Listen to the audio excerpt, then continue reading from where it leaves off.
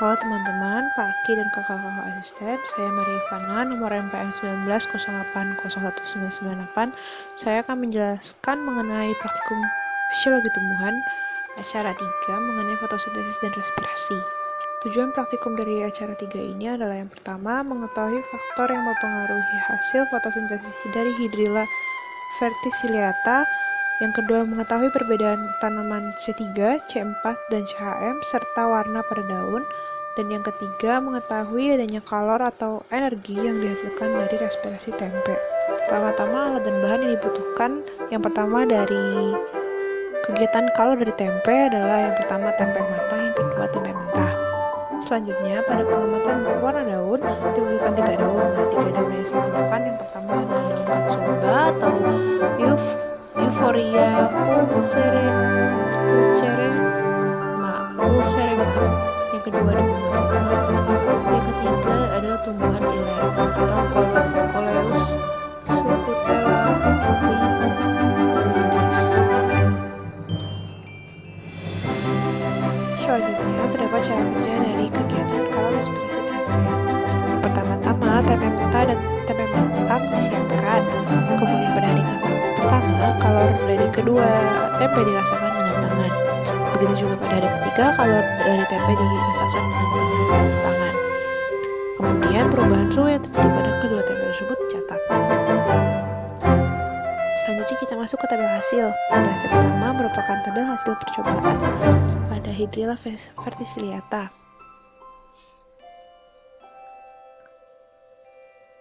Selanjutnya pembahasan. Berdasarkan hasil yang didapatkan, perlakuan tempat terang menunjukkan hasil gelembung yang lebih banyak dibandingkan dengan perlakuan tempat teduh dan tempat gelap.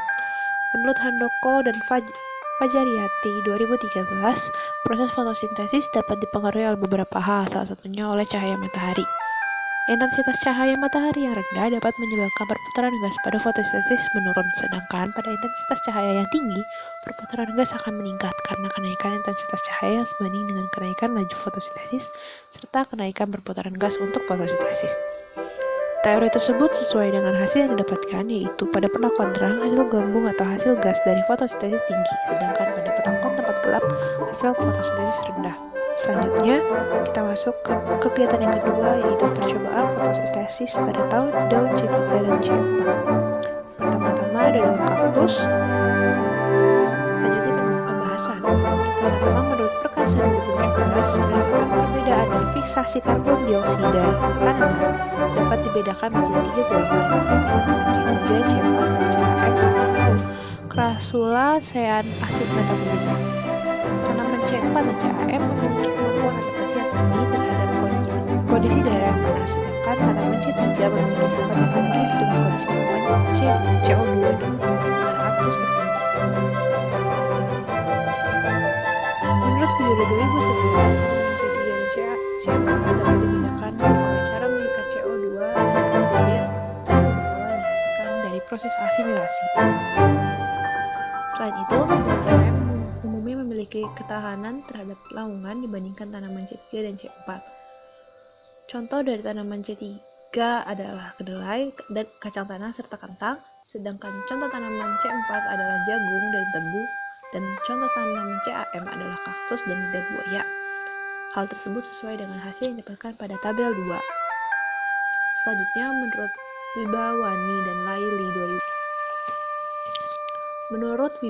dan Laili 2015, terdapat perbedaan antara tumbuhan C3 dan C4 berdasarkan dari pengamatan anatomi ketika dibuat sayatan melintang dengan melihat keberadaan seludang pembuluh. Apabila tumbuhan memiliki seludang pembuluh, maka tumbuhan tersebut akan digolongkan kepada tanaman C4, sedangkan jika tidak memiliki seludang pembuluh akan digolongkan pada tipe tanaman C3. Untuk tanaman CHM biasanya terdapat subproduk yang mengandung banyak air. Berdasarkan tabel 3 didapatkan hasil. Yang pertama, menurut Hasidah dan Rose di 2017, variasi warna pada daun disebabkan oleh adanya pigmen klorofil, karotenoid, dan antosianin dalam jaringan daun. Daun yang memiliki warna dan corak yang bervariasi memiliki struktur anatomi yang juga berbeda. Menurut Hashida dan Rose di 2017, kaladium bicolor mengandung berbagai jenis pigmen, diantaranya pigmen klorofil, karotenoid, dan antosianin. Perbedaan ketiga pigmen tersebut secara bersamaan disebabkan oleh beberapa faktor, antara lain enzim dan intensitas cahaya. Selain itu, keberadaan ketiga pigmen tersebut dipengaruhi oleh jaringan yang membawa pigmen tersebut. Contohnya pada bagian mesofil, kaladium bicolor tidak ditemukan klorofil, namun menunjukkan adanya antosianin pada selnya. Kemudian pada bunga tulang menunjukkan adanya klorofil yang ditunjukkan dengan warna hijau. Menurut Nur Cahyani dan kawan-kawan 2020, klorofil merupakan pigmen utama tumbuhan yang ditandai oleh warna hijau yang dipantulkan oleh hasil penyerapan spektrum cahaya biru dan merah. Selanjutnya, daun iler menunjukkan warna keunguan. Menurut Puspita dan kawan-kawan 2018, daun iler merupakan atau daun miana memiliki warna keunguan dengan corak hijau. Pigmen yang menghasilkan warna ungu pada daun iler adalah antosianin. Antosianin dapat menunjukkan warna biru dan ungu pada keadaan asam, namun pada daun iler, antosianin terekspresikan menjadi warna ungu. Selanjutnya, didapatkan hasil pada tabel 4 dan pembahasan. Menurut Purwanto dan Rudi 2018, tempe merupakan hasil olahan kedelai dengan fermentasi kedelai oleh aktivitas kapang atau Rhizopus sp seperti Rhizopus oligoporus, Rhizopus oryzae, dan Rhizopus arisizus.